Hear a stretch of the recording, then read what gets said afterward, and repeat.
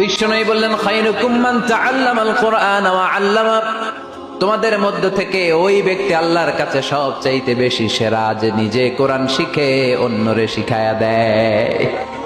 আপনি কোরআন শিখলে আপনি সেরা, আবার আপনি যদি শিখায়া দেন তবেও আপনি সেরা। এজন্য কোরআন শিখানোর চেয়ে শ্রেষ্ঠ কাজ হয় না। আপনি যদি কাউরে শুধু সূরা ফাতিহাটা শিখান, কোন সূরা, ওই লোক যতবার জীবনে সূরা ফাতিহা পড়বে তার একটা পার্সেন্টেজ সওয়াব আমলনামায় আপনার আছে না নাই?